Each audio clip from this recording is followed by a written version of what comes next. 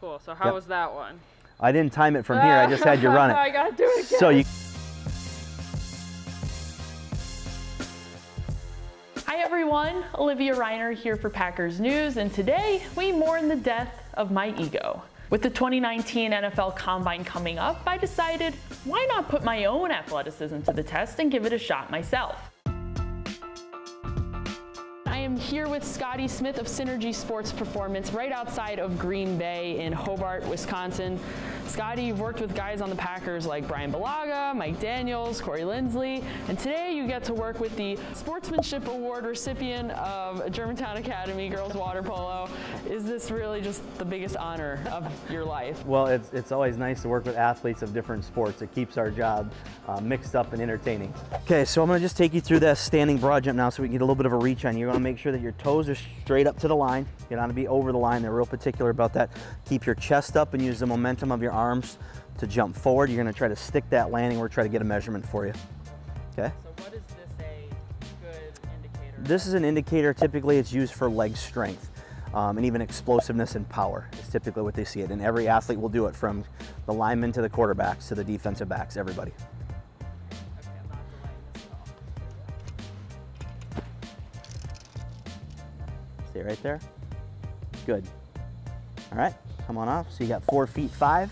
Most of your skill players in the NFL are going to be 10 feet plus. Most of your linemen are going to be 10 feet and under. That's your standing broad jump. Good. Okay, got something to work on. Good to know. So we have to figure out your reach first. So we'll have the athlete walk underneath. Are you left-handed or right-handed? I'm right-handed. You're right-handed. So we're going to have you come to this side then and face that direction. All right, we're going to have the athlete come up and under. Get a nice big high reach as far as they can. Good. So you're good there. So we just determined that you have an 89-inch reach. We like to have our athletes stand with their arms up over their head, keeping their head straight ahead so that they keep their head and neck relaxed and don't strain it. Drop it down, hands up, jump, swing and hit. Okay? All right. All right, it's all on you. Sounds easy.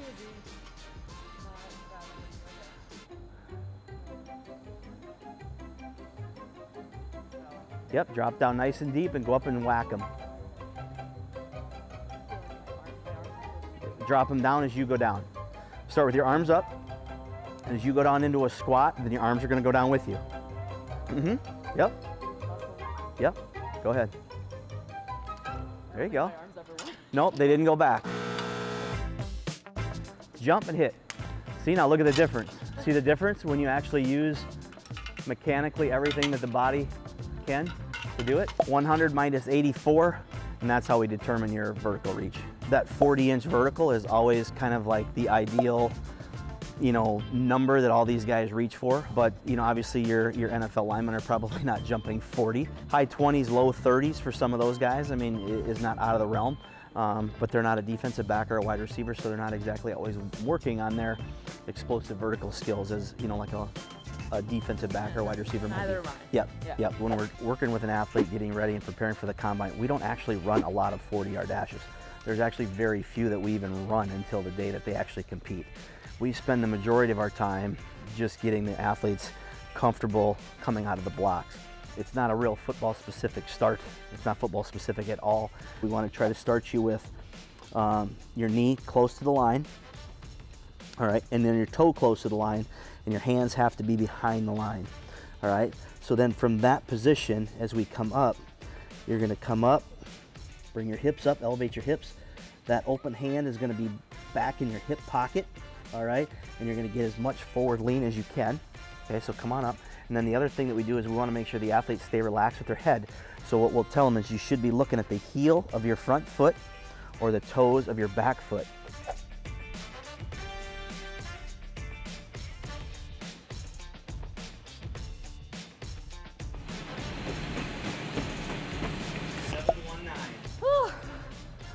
Man. All right. That's not bad.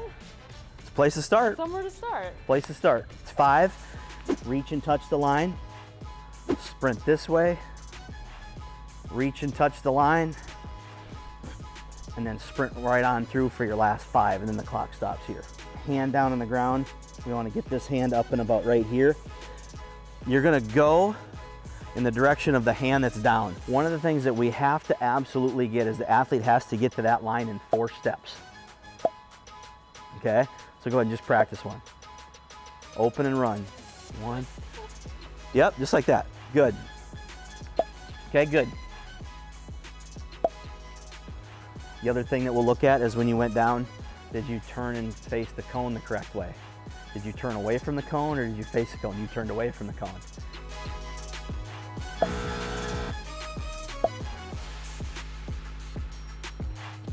.603.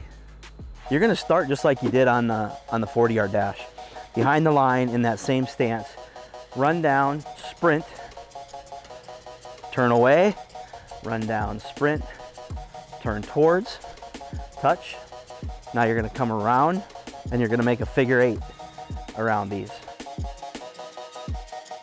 And right on through to your finish point. In order for someone to have a good time on this, we want you to have 18 steps or less.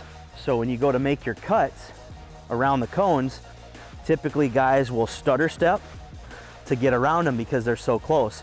Well, every time somebody stutter steps, it's 1, 2, 3, we count the steps.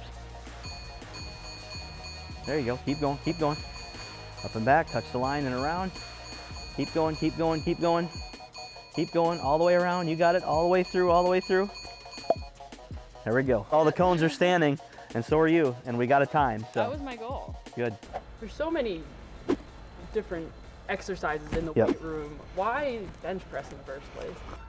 Again, I think it's because it's been a little bit of reluctance to the change, one, and it's been done for so many years, and change is a tough one, but I also think it's easily measurable.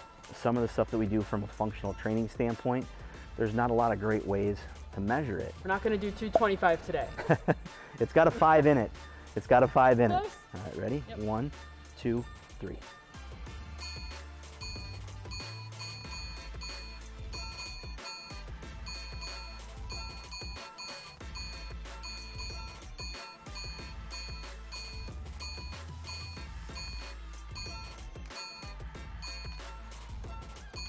$28, you got another one? Come on. $29, get 30. You got 30, come on, get 30. Push, push, push. There you go, good. 30. Now, if we could do that at 225 pounds, you're probably draft eligible. Okay. All right, guys, we are done. I'm a little tired. I'm a little worn out. It's been a long hour, honestly. It feels like it's been a long time. Yeah. It's probably been a little bit shorter than I'm feeling right now. And we got through all the drills. Typically, we, in that amount of time, we'll only do 1 or 2. So we threw a lot at you in a short amount of time. And I tried to soak it all in as best as I could. So this was my first time, obviously, going through all of this. You've done this quite a few times. What do you take away from this whole experience of training an athlete, whether it's for the combine or a pro day? Yeah. I think for me, the most challenging and the most rewarding part of it is seeing the struggle in the athletes and seeing the challenge that it creates them, but also realizing the opportunity that it gives them as well. From a training standpoint, I would love to see it change in some way, shape, or form so that we would be able to utilize the athlete's best skills rather than spend so much time just preparing and prepping for, you know, these certain activities of a vertical jump and a standing broad jump, when I don't know that those always are the athlete's best time spent. I think that's the thing that I would like to see change. Will that happen? I don't know. I don't think that I'm the only sports performance coach out there that feels that way, but it is what it is, and as our jobs, we have to prepare these guys for what they're being asked to do, and right now that's what they're being asked to do. Thanks so much for watching. If you enjoyed this video, let me know, and I will see you in Indianapolis for the Combine.